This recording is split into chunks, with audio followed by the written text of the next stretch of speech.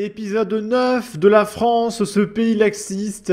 Et aujourd'hui, on va parler de ce prisonnier à Paris qui s'est évadé lors d'une sortie au musée.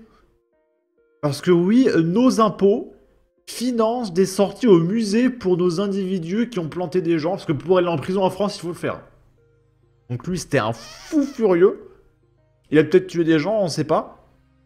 Et nos impôts financent des sorties au musée. Voilà pour les criminels. Mais bizarrement, pourquoi la France est endettée? Où est-ce qu'on pourrait récupérer du pognon? Je sais pas, hein, c'est vraiment très complexe comme situation, hein, mais où est-ce qu'on pourrait récupérer du pognon, hein? Le détenu de la maison d'arrêt de Villepinte s'est évadé à la gare du Nord lors de sa sortie au musée. Le parquet s'était par ailleurs opposé à sa participation à la sortie. Un détenu de la maison d'arrêt, etc., etc. Le parquet s'était opposé à sa participation. Il était âgé de 28 ans. Et cet homme, détenu pour violence, a profité d'une sortie au musée pour s'enfuir. D'après le syndicat FO Justice de la maison d'arrêt, qui a dévoilé l'évasion, la sortie des 6 détenus était encadrée par 5 conseillers pénitentiaires d'insertion et un surveillant pénitentiaire. Et du coup, ces gens, il faut les payer. Hein, ils travaillent pas gratuitement. Donc les 6 mecs qui encadrent les taulards pour la sortie au musée, il faut les payer. Donc ça a coûté quoi? 20 000 balles? Hein, en brut? Pour la sortie au musée? Ce dernier s'est lancé à la poursuite du fugitif sans succès. Il est toujours recherché, a indiqué le parquet. Psychodélique qui nous dit « Nos prisonniers font plus d'activités extrascolaires que nos gamins !» Je ne sais pas si c'est le fait qu'il se soit évadé ou qu'il aille au musée qui soit le plus choquant. J'espère qu'il sera retrouvé à temps pour la course de karting. Bah oui! Parce que quand il sera retrouvé et qu'il ira en prison, et ben il fera une sortie karting, une sortie pour passer le permis de conduire, etc. Bon. Là, on est dans la Loire, tout en se plaignant.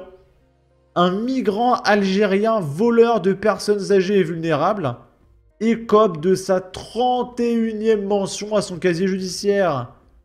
Je voulais m'insérer, mais il n'y a rien pour moi en France. Et bah barre-toi alors! Se plaint pour se défendre le prévenu de 45 ans, qui a 30 mentions au casier. Il a été condamné pour une série de vols et devra regagner l'Algérie. Bah il est peut-être temps en fait. Il n'est pas encore arrivé dans le box des prévenus que toute la salle d'audience l'entend déjà rouspéter. Il n'a pas d'avocat, alors il veut le renvoi du procès. Raté. Cela fait suffisamment de temps que l'affaire tourne dans le bocal judiciaire, alerte le procureur. Tu sais, il le réalise au bout de la 31e fois. Ça veut dire que la 24e fois, la 27e fois, la 28e fois... Bon allez, une 28e chance. Bon allez, une 29e chance. Bon allez, une 30e chance. Bon, là ça fait 31 fois quand même. Vous avez eu 8 mois depuis votre convocation en juin 2024 pour préparer votre défense. Là, on est à Évry dans le 91, jugé pour détention de stupéfiants. Un homme aux 30 mentions au casier judiciaire, c'est la nouvelle moyenne maintenant, se présente au tribunal avec des stupéfiants dans sa veste. Le mec, il en a rien à foutre. Et regardez, il a finalement été relaxé en plus. Le mec se pointe avec des stupéfiants dans sa veste. Au tribunal, il est relâché en fait. C'est sa 30e condamnation. Mais c'est une blague. Le mec, à mon avis, il a fait un pari, il a fait vas-y chiche. Tu pointes au tribunal avec des stupéfiants, tu vas voir, tu vas être relâché, oh vas-y, cap ou pas cap, et le mec il l'a fait, il est relâché. Quand on est jugé pour détention de stupéfiants, en avoir sur soi n'est pas la meilleure façon de convaincre. C'est pourtant ce qu'a tenté ce mardi un homme de 25 ans. 25 ans, 30 condamnations. Détenu depuis 3 ans à la prison de Fleury-Mérogis. Il comparaissait ce mardi après que 74 grammes de stupéfiants ont été découverts dans sa cellule. L'homme de 25 ans était jugé ce mardi pour détention de stupéfiants en prison. Les agents qui l'ont fouillé à son arrivée au tribunal ont retrouvé du stupéfiant caché dans un trou de sa veste. Et il a finalement été relaxé, bien sûr. Est-ce que c'était vraiment une super idée de venir au tribunal avec des stupéfiants, lui lance la présidente du tribunal en brandissant une enveloppe contenant le produit saisi. Non, je ne suis pas fier de moi, mais je suis un gros consommateur. Et en prison, on ne m'aide pas. Ah oui, t'es en prison en fait, se plaint le prévenu. Je ne peux pas arrêter comme ça. J'aimerais arrêter, c'est nul, mais je n'y arrive pas. Pour la procureure, il est bien coupable. Ses 30 mentions au casier, dont 10 pour stupéfiants, ne plaidant pas en sa faveur. Mais, cependant, dans le doute sur qui possédait vraiment ces 74 grammes de stupéfiants, alors que le mec en avait littéralement sur lui, le tribunal a relaxé les deux hommes en rappelant que le parquet a 10 jours pour faire appel. J'en peux plus. Alors je rappelle que j'ai fait une vidéo, il n'y a pas longtemps. C'était l'épisode 8.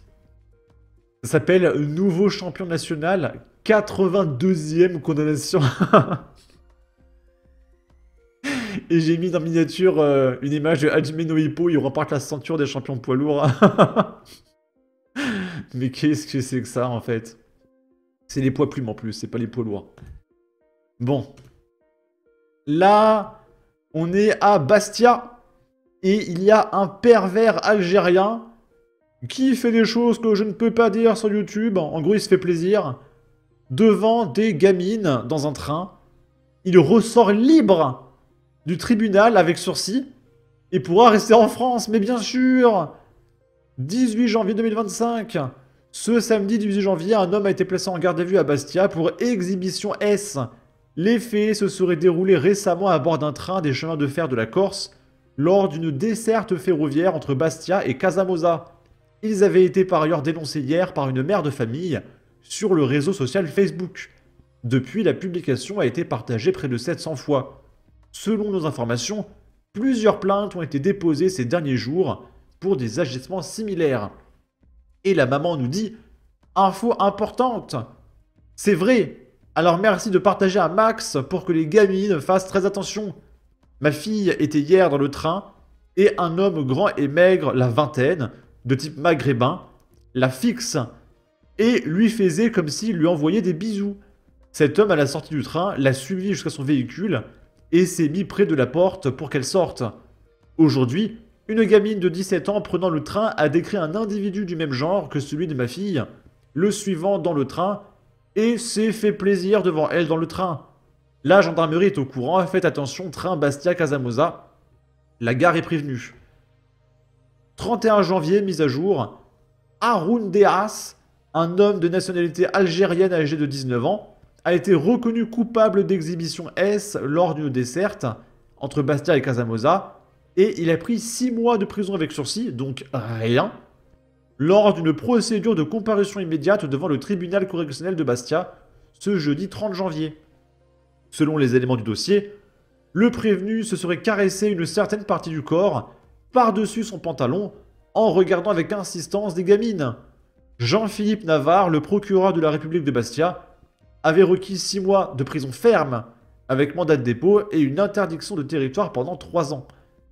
Et pourquoi c'est temporaire, les interdictions de territoire? Je comprends pas. Moi, je vais au Japon si je fais ça.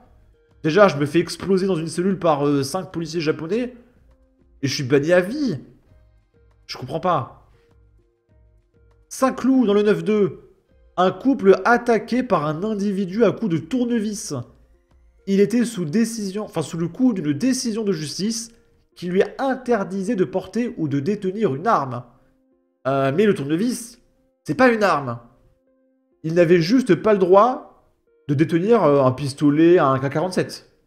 Bon, c'est déjà illégal de base, mais c'est doublement illégal. Il n'a pas le droit d'avoir un truc illégal sur lui, ça n'a aucun sens, mais voilà. Un homme armé d'un tournevis a été interpellé samedi après-midi à Saint-Cloud après avoir attaqué un couple, a-t-on appris de sources policières. Vers 15 h, boulevard de la République, un gardien d'immeuble appelle la police après avoir surpris un inconnu qui essayait d'ouvrir des garages de la résidence. Le témoin précise qu'il l'a vu frapper un couple d'habitants qui se rendaient à leur véhicule, précise une source proche de l'affaire. L'homme est en urgence absolue, mais son pronostic vital n'est pas engagé, ajoute la même source. Sa conjointe, qui a été poussée au sol, souffre de plaies au genou. Elle assure qu'elle se rendra aux urgences par ses propres moyens. Leur agresseur était sous le coup d'une décision de justice qui lui interdisait de porter ou de détenir une arme, alors que c'est déjà illégal en soi. La suite des investigations permettra de comprendre si cet homme était un voleur ou un simple rôdeur. Et on termine avec ça. Un cauchemar! Une jeune dame braquée et enlevée dans sa voiture à Nanterre, là où le jeune Naël a manqué de tuer 3 personnes, par un homme cagoulé qui la force à conduire 300 km. Elle a subi des pointages et a été abandonnée. Mise à jour, il s'agit d'un migrant algérien. Je pense que les journalistes, plutôt que de répéter à chaque fois c'est un Algérien, c'est un Algérien, c'est un Algérien, c'est un Algérien, ils devraient préciser quand c'est pas un Algérien. Et à mon avis, c'est plus pertinent. Bon. Alors, que s'est-il passé? La Volkswagen T-Roc a été retrouvée par les policiers à Vienne, en Isère, le 3 janvier. Les enquêteurs du SDPJ ont alors récolté le maximum d'indices. L'ADN du suspect, de nationalité algérienne et en situation régulière en France, il est français comme vous et moi, a été découvert sur les vêtements de la victime. Déjà connu des services de police et évidemment toujours en France, il a été régularisé, etc. Il a alors été identifié. Les enquêteurs sont ensuite parvenus à le localiser à Vienne, chez un membre de sa famille. Placé en garde à vue ce mardi matin, le suspect a livré une version des faits incohérente.